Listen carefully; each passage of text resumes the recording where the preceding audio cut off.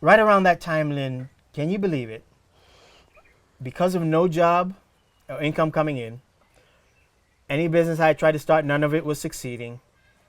Even though I'd gone to university, even though I had, been a student government president and all that, at 29, going on 30 years old, I ended up homeless, sleeping in a car, 183rd Street and 441 in the Miami Gardens, what they would call Carol City area.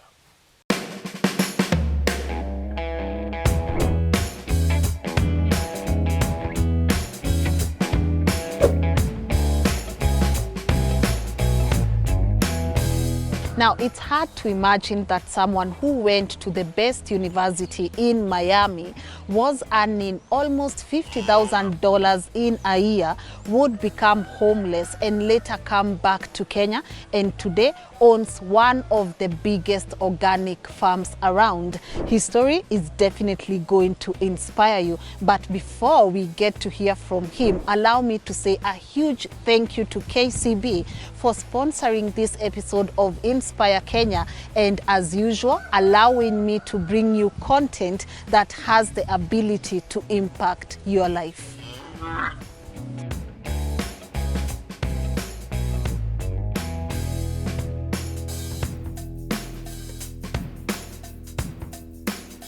I want to first say, karibu, Asante. welcome to a very special place. We believe it's a special place not only in our hearts, but a special place here in Kenya, special place here in Murang'a County, small town in between Thika and Keno by the name of Kavati. Okay?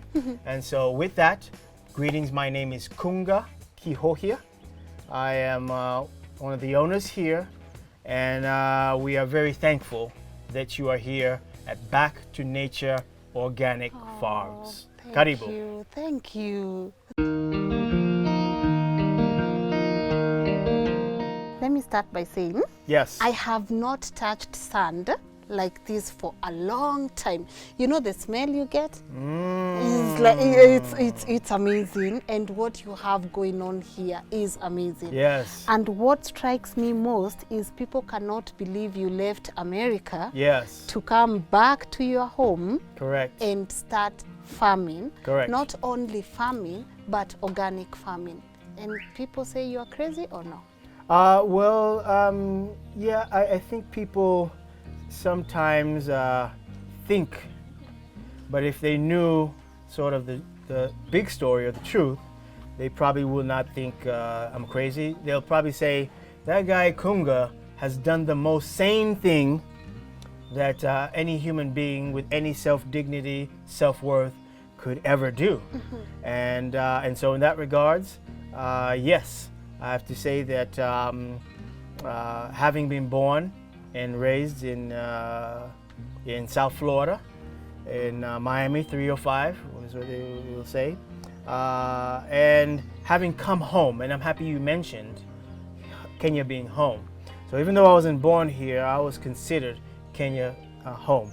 And I'm born to Kenyan parents. Both of them, as a matter of fact, from this general surrounding area. They met, and eventually my father went to America first. He settled in Raleigh, North Carolina. My father went to South Florida. Once he saw the beaches, he couldn't leave Miami. You know, North Carolina is a nice place, but once you get down to Miami, Miami is a whole different ballgame. So he brought the wife down. I guess it was a romantic time, and here me, my brother and sister ended up coming, right? In South Florida. Nonetheless, I came back home the first time I was 10 years old, Lynn. And initially, even I remember at that young age, it was like, okay, where am I? But it was like an adventure. Even if I recall it now, it was probably the greatest experience of my life. Because being here those 5 years, Lynn, and that's where I learned to speak Swahili. Sa, najua kuongea Swahili? Hey, You mambo. know? Poa sana. Twende Vipi? basi, twende kazi. Twende kazi. So with that, I learned to speak my mother tongue, Kikuyu, Nijoe Gwaria Gikoyo. And you know, having a chance to connect, come to the farm for the first time. You just heard some chickens and cows. You know, when you smell the manure, you mentioned about some of the soil you're picking. Yes. You know, there's a smell that comes along when you're on the farm, the smell of nature. Yes. Right? And getting used to that. And so I felt content and at peace even then. I went to Milimani. Actually, I was the first class when Milimani, which is right around from Kilimani, the high school there. I went to attend the first class that was there. And it was just such a memorable time in my life. And not only was it such a memorable time, I believe, knowing my personality, Lynn, had I not been in Kenya between the age of 10 and 15 years old, I may have gone on a completely different trajectory in my life. Because when you're in America, unfortunately, the way the system is set up for black people, but particularly black males, you have to be quite lucky not to fall into some of the traps that are set that put black males on a trajectory that doesn't allow them to realize their fullest potential. So by me being here 5 years between the ages of 10 and 15 and getting a chance to get rooted, getting a chance to get, you know, sort of in touch with African culture and food. So by the time I went back to America, back to high school and then university, I had a different context. And that's why I recommend many of the African immigrants who've immigrated and have children in foreign countries. It's very important for them to send their children back home to spend a year, 2 years, getting rooted in their culture. But not just for the immigrants, even for black Americans, so-called African Americans, or black British people. Right, and when you come as a black person to this soil and you get a chance to nourish your roots of where you came from, either in modern times or your ancestors or forefathers came from, it's a very important thing. So I would say that it would only be considered crazy for a person of African ancestry to decide that they would like to make where their forefathers came from home and get a chance to build up. Because of course there are the challenges that come, Lynn, when you have lived in a so-called developed country and you end up coming to a so-called developing country. But guess what? Those countries, they're called developed because someone developed them. So who are we waiting for to come and develop Kenya, to come and develop Uganda, to come and develop Ghana? As a matter of fact, people, when they choose not to do it, I say they're crazy. Because you can build something for your children's children's children. We are sitting here today, Lynn, because people sacrificed so that we could be here today.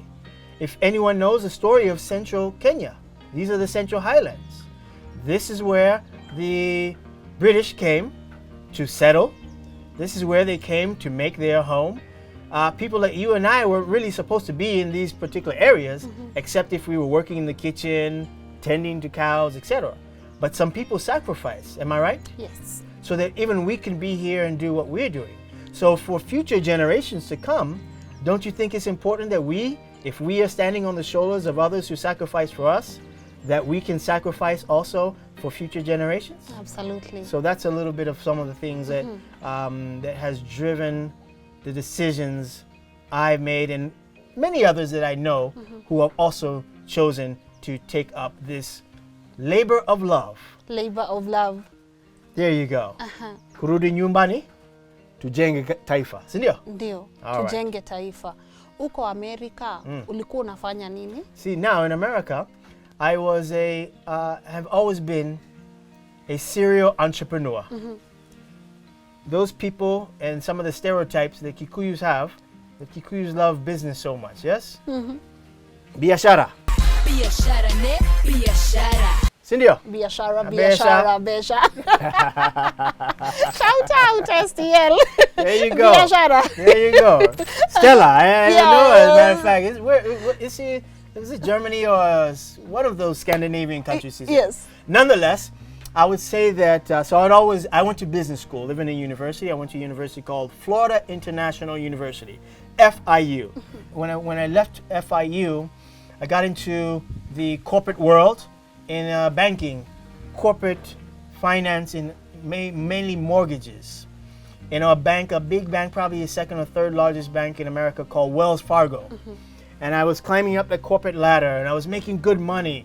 And I was in my mid-late 20s at that time, and this is more than 10, 15 years ago. I was making like $50,000 a year. And this was, like a good job. I was happy and the whole thing. But do you know what, Lynn? Something crystallized at that job that I always knew, but it really didn't set in until I was in that corporate structure for a given time. And what's crystallized, Lynn, is that I am psychologically unemployable. What I mean by that is me and jobs, we don't mix almost like oil and water. Let me tell you why. And by the way, this is nothing against anyone, because I believe jobs are very important. Matter of fact, we provide a lot of jobs to people here. And I believe they're stepping stones, just like it was for me. But at some particular point in time, why I say I'm psychologically unemployable, it was taking up the best 8 to 10 hours of the day. They weren't paying me what I really thought it was worth. It wasn't what I felt my purpose and God-given destiny on this earth was. And on top of that, it was sort of affecting my health. So not intentionally, but I found a way to get fired. And when I say I found a way to get fired, because my spirit had already left the job, I didn't have the guts or the balls to quit. And so I started giving them reasons to fire me. So I started showing up 2 hours late, taking 3-hour lunch breaks, and I gave them, they had to say, okay, Kunga, you've got to go. Yeah. And it's at that particular point in time that I ended up in probably one of the worst situations, particularly financially, in my life. Age 29, going on 30 years old, Lynn, I think right about someone who's recently turned Yes. the big 30. Yeah, welcome to the club. But nonetheless, right around that time, Lynn, can you believe it? Because of no job or income coming in, any business I tried to start, none of it was succeeding. Even though I'd gone to university, even though I had, been a student government president and all that, at 29, going on 30 years old, I ended up homeless. Sleeping in a car, 183rd Street and 441 in the Miami Gardens, what they would call Carol City area. It was the most difficult time in my life because I didn't understand how, after everything I'd done in my life, how did I end up there? And by the way, my mother lived about an hour and a half away in a place called West Palm Beach, Florida. But I said, I'm not going back home because I got myself in this situation.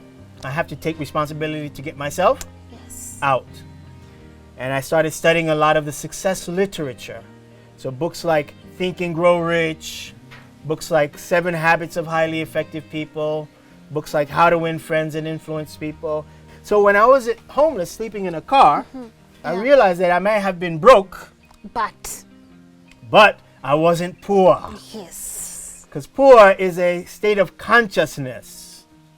When I got self-knowledge early in my life, I developed a very wealthy consciousness so that I was able to navigate some of the pits and hills and valleys that you will find in America and some of these foreign lands and still maintain my dignity, my humanity.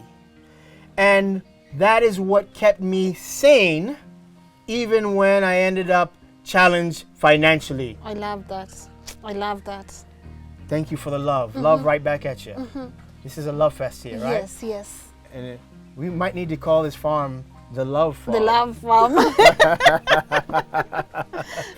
It's all good. But Yeah. so now with that, deep self-love, deep self-dignity, I found myself broke, sleeping in the car, started to get success in literature, and I made a very deep resolution internally to change my financial situation. I said I will remove money as an issue forever in my life, and I got on a path to get this money, but it was almost fatal in that regards. I found mentorship. I'm huge on mentorship. So even when I was finding out a little bit more about you, Lynn, and I was able to find out that you, and that's why I said, Lynn, you're a very special person. I wanted to sit down and feel honored to be with you. I said, this is a Kikuyu woman, but she talks about having portraits of Oginga Odinga Yes. on her walls. And I said, wow. So you're someone who thinks outside of the box. I love, by the way, don't cut this out of the video, Lynn. Yes. Everyone go search the Lynn video, get to know Lynn Ngugi, and watch her tell her story of who she is. Thank you. You see, she's a very beautiful human being, and I'll call you what they'll say as an empath. You're very empathetic. So you even talked about how when you interview people and some of these stories that make, are you touched by them? And you said, yes, you cry sometimes.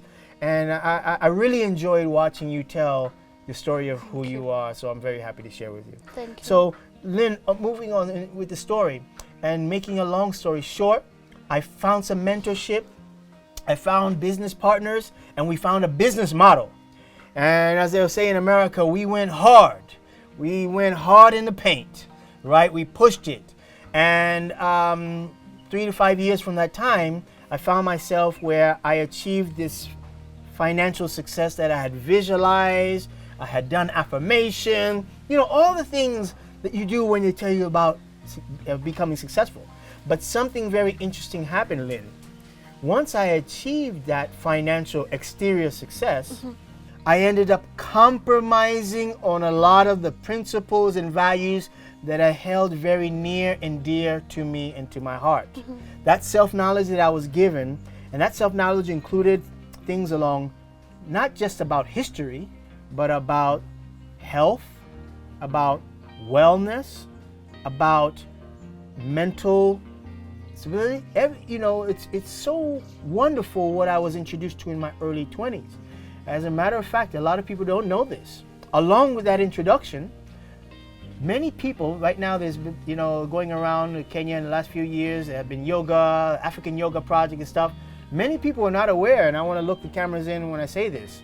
It is black people, African people, particularly from this region of the world, what today would be called Kenya, Uganda, Tanzania, who actually were the first people who brought yoga into the world. Wow. The first people who brought meditation into the world. Wow. The first people who brought breathing exercises, how to do proper breathing, not to breathe shallow from the chest, but to breathe from the diaphragm, what they call proper breathing, of how to calm, how to be able to deal with stress. That's an African heritage. That's an African civilizational, in a sense, inheritance that we have. So I actually, not only while I was in business school, I became a certified yoga instructor, African yoga instructor. I started teaching at a community college called Miami-Dade Community College.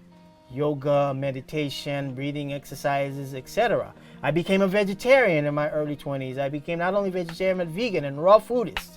So I had a love of this culture and wellness, everything. But when I couldn't make a living at it, and I got the business partners and the business particular vehicle that we were pursuing and chasing money, I sacrificed all those things that I loved in pursuit of making the money. And when I pursued of making the money, I started to accumulate. And I started to not just accumulate money, but accumulate eating food. And I ended up, Lynn, about 350 pounds. That's almost about 150 kilos. I was unhealthy. Can you imagine now going from being a yoga teacher swinging all that way to the other pendulum where you're unhealthy, unhappy, and I had all this money, and I'm staying in different hotels, rental cars, flying around America, really living the life, but I was unhappy internally because I had moved away. That's why when I saw your video and you talked about your passion, your purpose, what you felt you were sort of born to do, can you imagine Lynn Ngugi not doing the wonderful interviews you do every day? I think we were even running late for this interview today because you were doing an earlier shoot. Yes. Earlier, right? Yeah. And I got the sense that you love what you do. It's something you're passionate about. So imagine if you, in the next few years of your life, completely went a different direction doing something you really maybe don't love to do, even if you were making a whole lot of money in that, but you're not... You're still sad inside. Yes, you weren't content. Yes. And so that's where I ended up, even though I had the exterior success, and that's where the seeds started to be planted of returning back to what I loved and returning back to natural holistic living, returning back to my homeland, returning back to nature farms. Yeah. Organic farms, I want to specify that. Yes. Okay, and that's where the seeds were planted. The genesis of where we're sitting here today originated. And so right at that time, this is about 5-6 years ago, the Africa rising narrative started to grow. So all the big publications, The Economist, this publication, that publication, started talking about the Africa rising narrative. That Africa was there was a different new day and age. And you had the Chinese now that were engaging Africa. And they were coming and investing and building railroads and building roads and things. So there was a new, and some of us who were in America or in the West, we started to read that and we started to see and we started to investigate. Things like Safaricom and M-Pesa, Yes. digital money was happening, and we started reading. And I hadn't been home for 16 years. Whoa. And I said, you know what, Lynn? As part of, I said, I am going to sort of unplug or leave that life I was developing because I was no longer willing to sacrifice and pay that price that I paid for that financial success. So I said, let me unplug from that lifestyle and now start to pursue going back to nature, a natural holistic living. And part of that included, let me come back home and have an opportunity to see what's happening on the ground for myself, not just reading on blogs, online, etc. So right before I came back home, I went, and this is a very important part of the story, I went to an institute that I had always known in South Florida for 15 years, but I had never stepped foot onto their campus. It's called the Hippocrates Health Institute. Today they take in about 150 people who fly in from around the world to go to Hippocrates to stay there for 3 weeks, something called a life transformation program. And they spend minimum $10,000 just to do that. And when you go there, Lynn, they eat no cooked food. Everything there is based on raw foods and living foods. So I went there because I was just on my journey. Remember, I'm huge. I want to get back, you know. And so I went there. I did not only did the 3-week program called the Life Transformation Program, but we did the program called the Health Educators Program.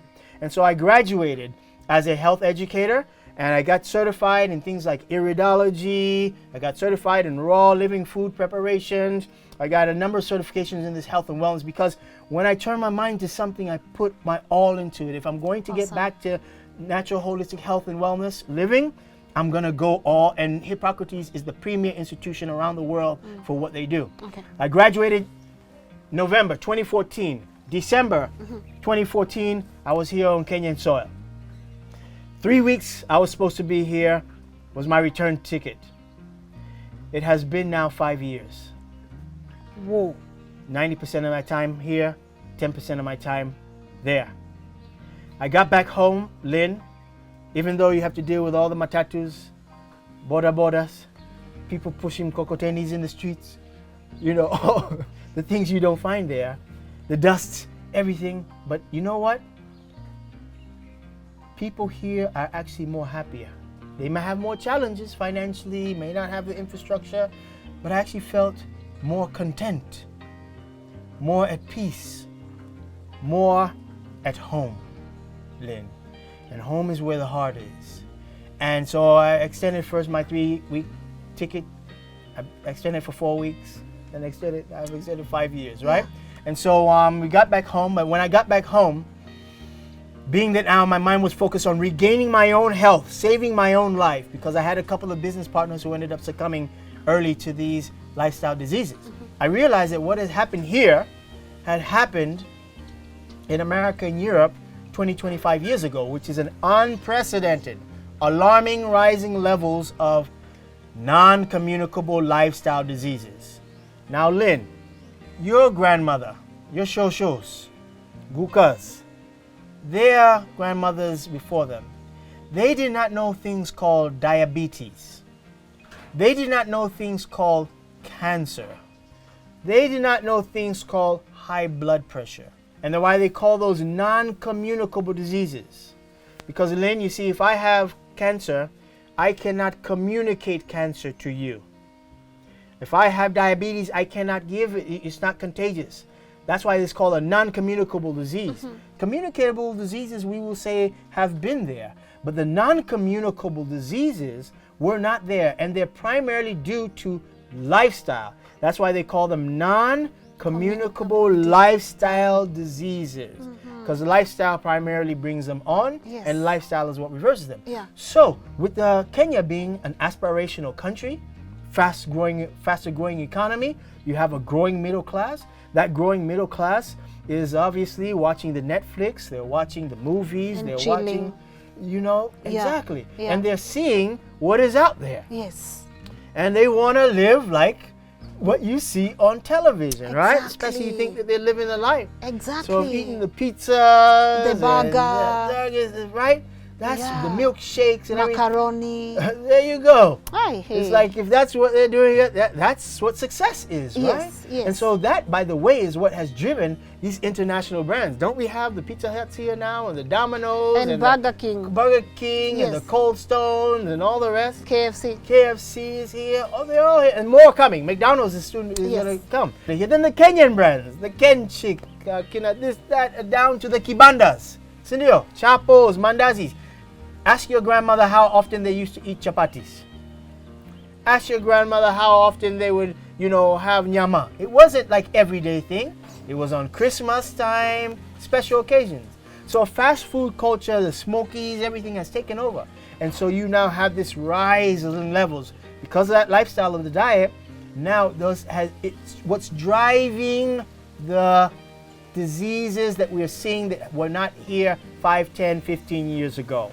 And so when I saw that with my own eyes, and me suffering from it myself, with being obese, having pre-diabetes, I said, if I'm going to save my life, maybe I can, along with saving my life, inspire, motivate other people to maybe not have to go down that path. And that's when we connected with a few other like minds who were vibrating on similar frequencies and energies. And we said, let's get together. And that was the genesis from the seeds that had been planted earlier of what we would call the Back to Nature movement. And the Back to Nature movement, by the way, Back to Nature Organic Farms. The Back to Nature movement is based on a very simple philosophy and ideology. It simply states that the more closer we are to nature, the more whole, happy, at peace, at ease we are, Lynn. The Bible said we came from the soil, yes? To the soil we shall return. So now when we move away from the soil, when we move away from nature and get into more artificial things, when we get into more, when it comes to the food, GMOs, genetically modified organisms, when we get into the pesticides, the inorganic just means it's not something organic, and the different chemicals, the agrochemicals, things. When we get into fake lifestyles, unfortunately, I know you have a lot of socialites that you sometimes bring on this channel. And is it Miguna who said the bimbos? Shout out. Yes. Shout out Miguna. Come baby come. Come baby come. No. that's just a joke, guys. Yes. They know it's a joke. Yeah. I'm not pro or anti BBI. I'm pro African. I want everyone to succeed. But nonetheless, when we're closer to nature, we're more at ease. When we move away from nature, we get into, Lynn, listen to this, dis-ease. Dis-ease is the opposite of ease. And dis-ease is the root word of disease. As a matter of fact, Lynn, that word disease or dis-ease presupposes, it makes the assumption that your natural state is ease. Therefore, when you're sick, they say you're dis-ease. Does that make sense? Yes. So in the word itself, it's saying that we as humans, our natural state is ease.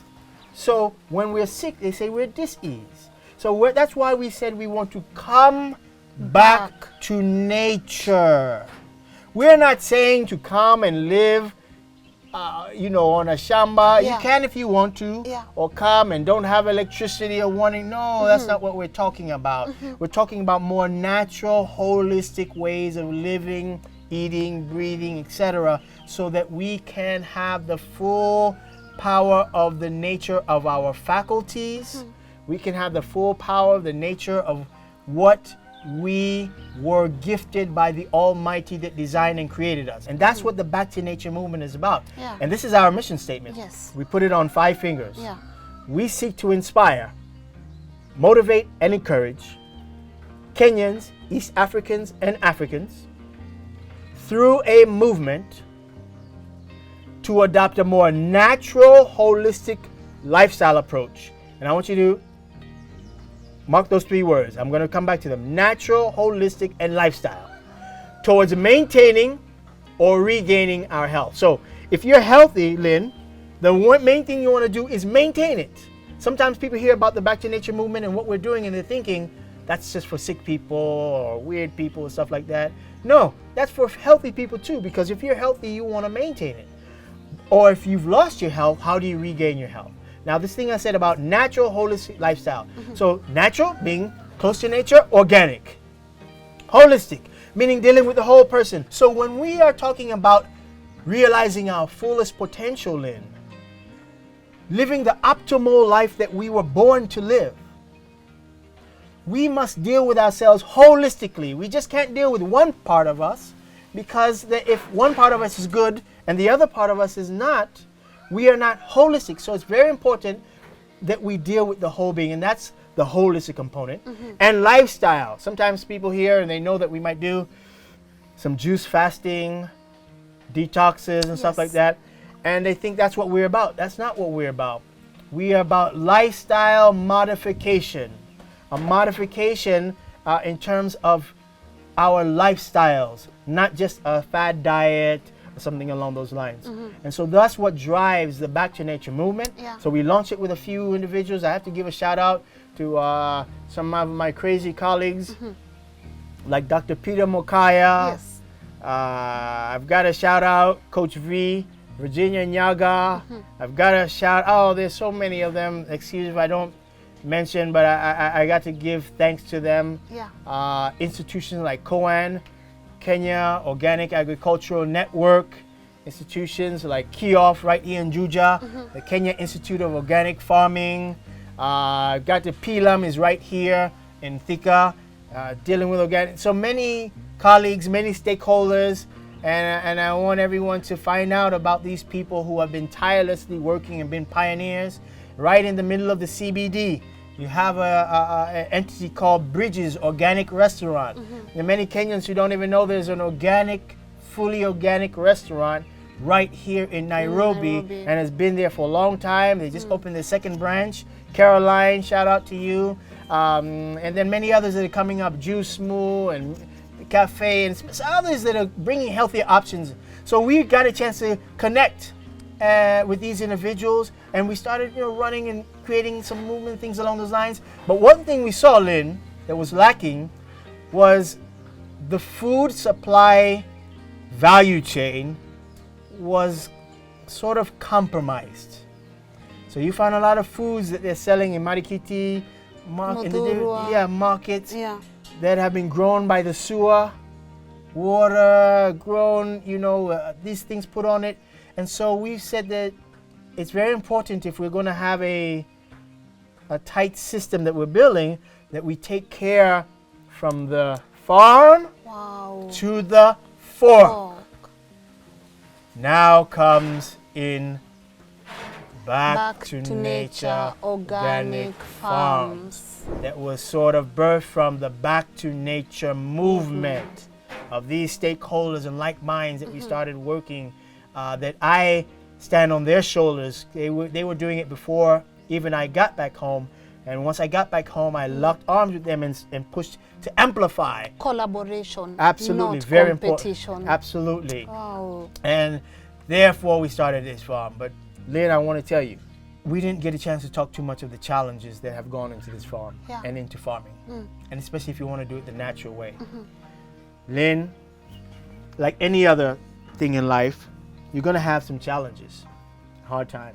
But when it comes to farming, if it was easy, everyone would do it. Yes. Right? Yes. So on this farm that we currently sit, everything of how to control your borders.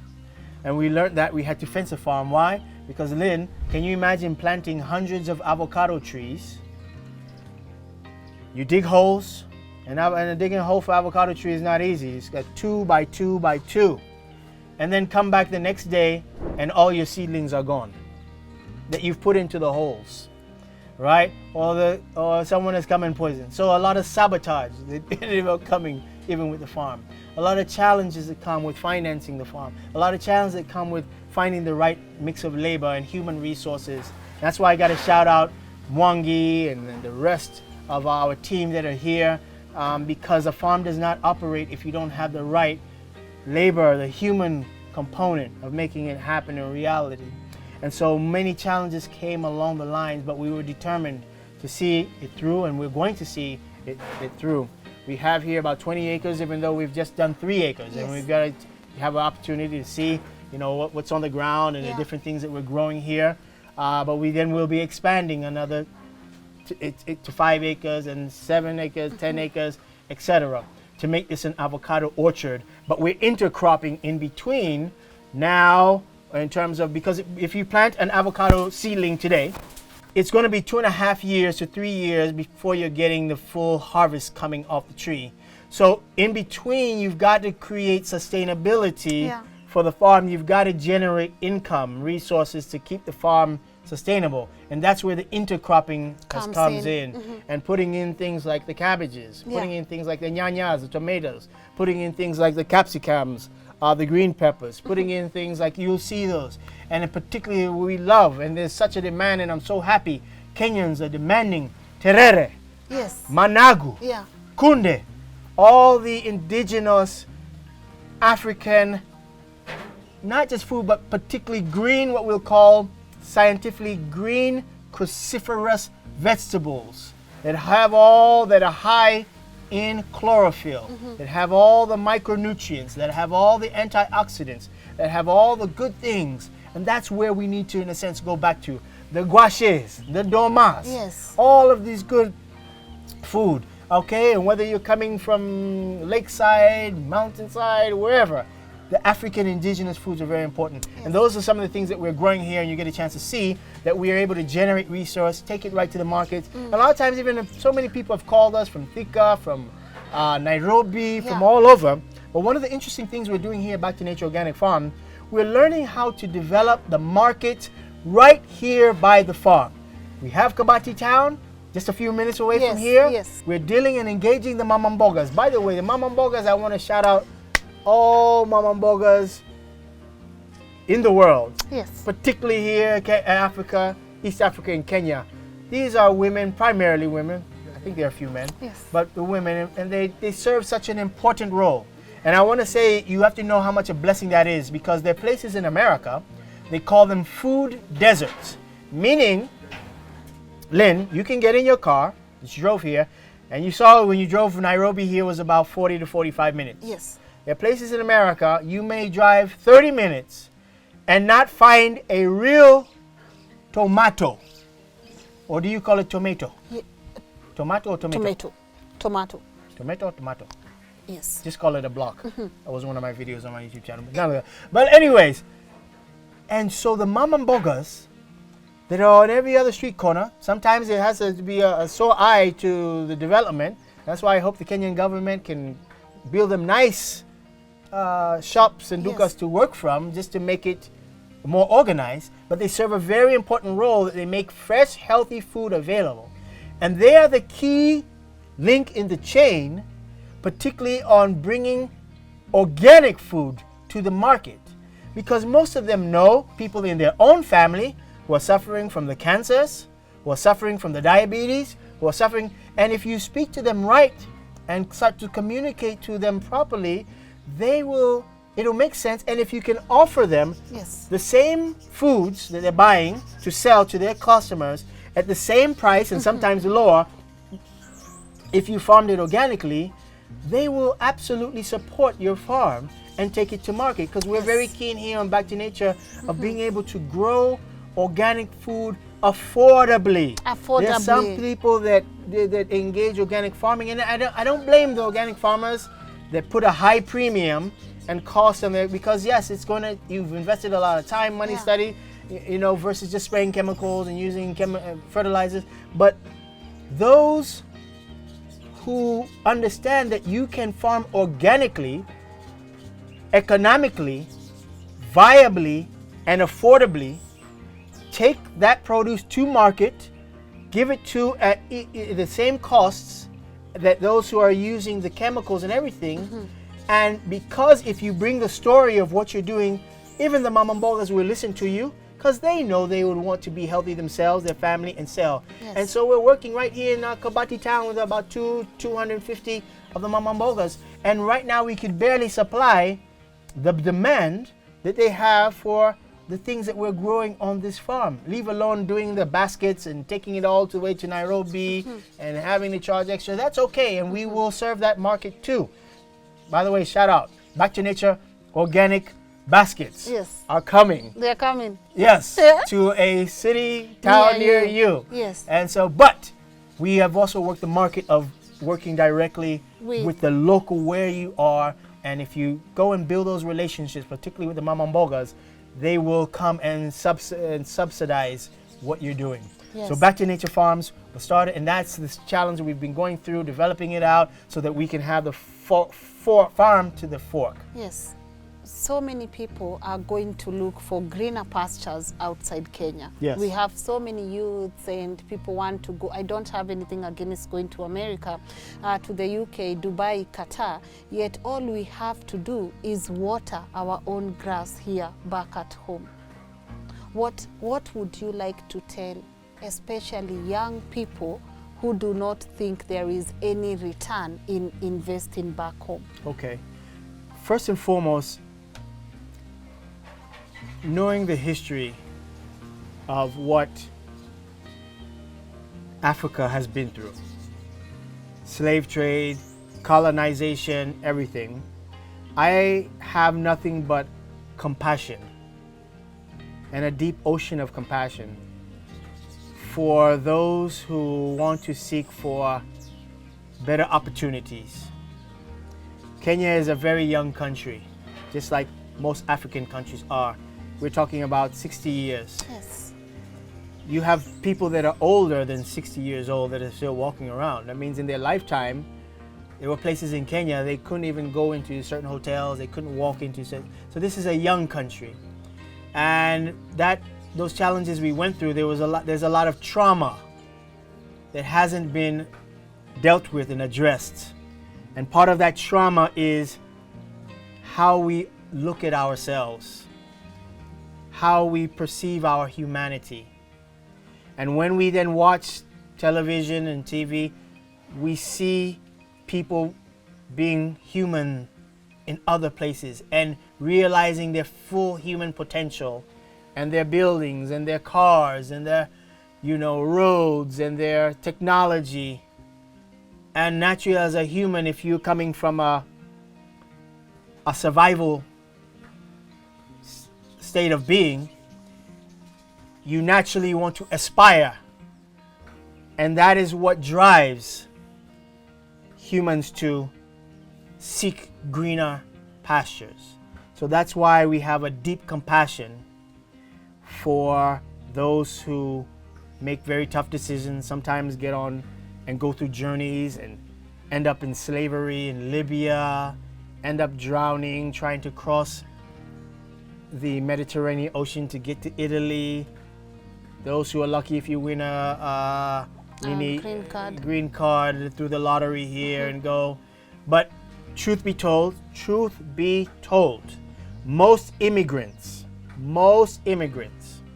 that end up in foreign countries, and not just African immigrants, but it's extremely more compound, let's say, for African immigrants.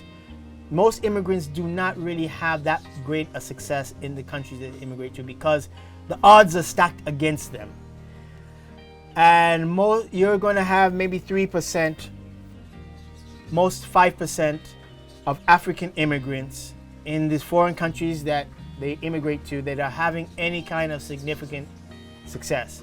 Most of them end up working from foot to mouth, barely surviving, barely being able to pay their bills, just getting in a survival frame of mind. And they come back home with nothing. A lot of time they come back home. You should see from the Water Maya video I did how many emails, how many calls I'm getting, how many WhatsApp messages, because Water Maya, I know I said you can share my information. He went ahead and shared all, including my personal number, so I'm getting so many calls, right? Yeah. And you don't know how many Africans, particularly, even Kenyans included, wow, I miss home, I'm just getting by here, I'm driving trucks and lorries, I'm just, surviving. And I see what's happening back home.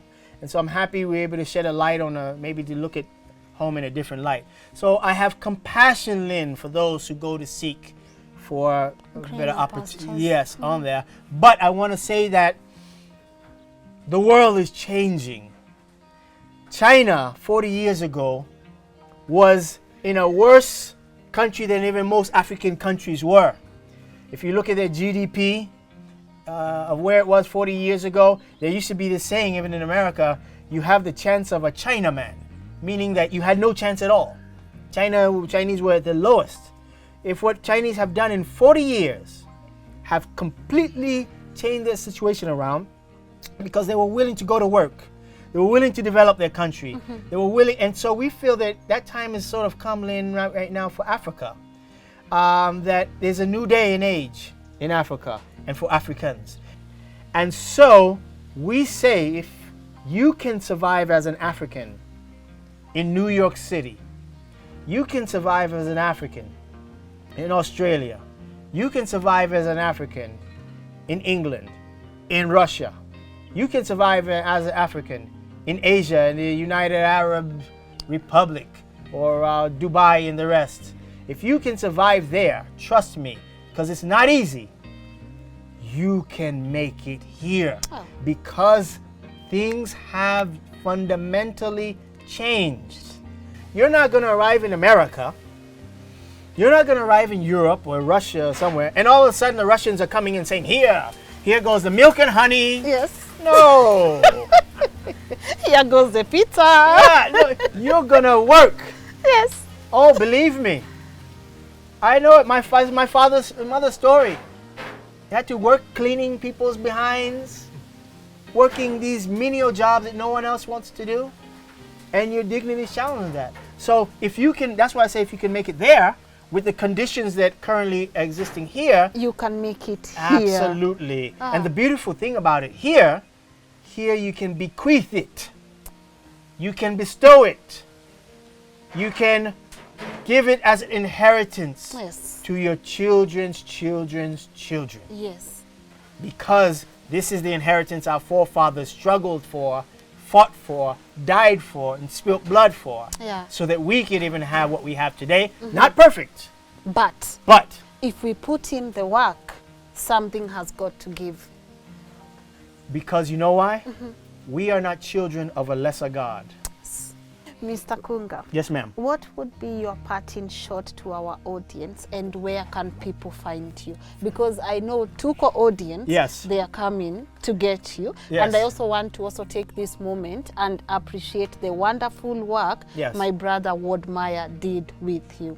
So, with that said, Yes. what would be your parting shot, and where can people find you? Fantastic. Over there. I will want to say this. Yes. I want to thank you, Lynn, and Tuko family for being a little patient with me. I've talked a lot today, and I told Lynn on purpose I was going to do that because I wanted to share a little bit of the other side. You see, when Maya was here, we got what we call turned up. Yes, you turned up. Turned up. Today I wanted to be a little bit more sober, Yeah. to get a little bit of the story, some of the challenges behind, just to say that this is real life. Yeah. This is not just, and we're not just doing this for social media. This is something real that we're dealing with here. So, parting shots, and shout out Watermeyer as well, and the whole team. African Traveler, by the way. I don't know if you know John, the African Traveler. Yeah. He's doing a marvelous job. He's the one who hooked me up with Watermeyer. I want to thank him. But to the Tuko family, nothing but love for you. I love the stories that Tuko is being featured, especially the inspirational stories. Jambi, who you interviewed, reached out to me, and I loved her story you're featuring. And I want you to continue to send messages, get into the comment section of Tuko, and tell Tuko you want more inspirational, more motivational stories brought to this platform in a dynamic way, because they have all the capability. Lynn is a marvelous interviewer, and so she can bring stories that the NTVs, the KTNs might not feature in a dynamic way. So thank you for those type of stories you're bringing. Humbled. So to the Tuko audience, I just want to say we have nothing but love for you. Here in Kenya, or from wherever you're going to watch this from, the world is at our fingertips. It's pregnant with opportunity. We are gifted and we are blessed. That's why we say first start with your health and wellness, because health and wellness is the foundation, Lynn. And if you don't have a good foundation, imagine them trying to build, I think they're trying to build the pinnacle there up a hill, the tallest building in Africa, right? Have you gone there? You see how deep they go, and they build so they can have a strong foundation to build the building very high. If you don't have a strong foundation, which is health and wellness, you will build everything you're going to build and sacrifice for on a very weak foundation. Yes. And it will come and blow you away. Because you know, recently, stories like last year, business titans like, may he rest in peace, Bob Collymore, you know, people in the business world, in the academia world, in the entertainment world, so many of influencers in society, or those that guide society, are dealing with health challenges. And so if we don't take care of our health and our wellness, no matter what we want to strive to do as Kenyans or as Africans, we're not going to go very far. And so that's one of the reasons that we are very passionate about what we do here at Back to Nature initiative and our Back to Nature farms. Right now you can find us, we just launched a YouTube channel about 4 weeks ago.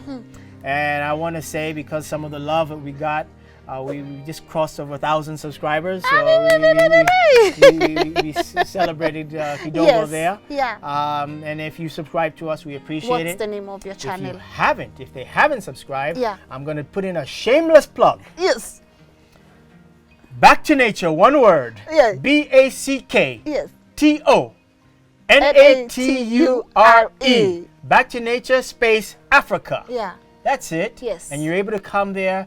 We ask you, we implore you to come join our family. Like, comment, share, subscribe to our particular channel. And those of you who haven't subscribed also to Tuko, make sure you subscribe, not only watch in that regards. And by the way, look for Lynn's personal YouTube channel. Make sure you subscribe there as well. But yeah, you can come to Back to Nature Africa channel, and you have a chance to get some of the content of what we're doing. So right now you see how we're doing composting here. You'll see what we're doing with the cow and the manure. You'll see how in some of these mutungis here, we're producing some of the healthy organic fertilizers, healthy organic pesticides, I would say ways of controlling, working with the pests and diseases. You get lots of content, a little bit of the mindset also, because farming is more than just the land. There's also the 6 inches between our ears. And depending on what's happening in the farmer's mind is what replicates itself into the land. So come over to our same thing on Instagram and the rest, Twitter, Back to Nature Africa. That's there. But if you get to our YouTube page, it has all the other links to our social media channel. You can connect with us there. And because Watermaya gave out our phone number, if you don't mind, let me give them the phone number as well. By all you means. can definitely reach out, send us a message. Plus 254 if you're out of the country. If you're in the country, it's just 077-324-3546. I'll repeat, 077-324-3546. Just put a 254 in front of that if you're outside the country. Reach us. We'd love to engage those who resonate with the message of organic living, organic lifestyles, and with that, want to connect and get back to nature. Get back to nature. What a show. What a show. What a show. And thank you so much for having us in your farm. I've not been in a farm for such a long time. I'm even ashamed of myself. Really. Back to nature though, right? Absolutely. Back to nature. And you, my people, you know how we do.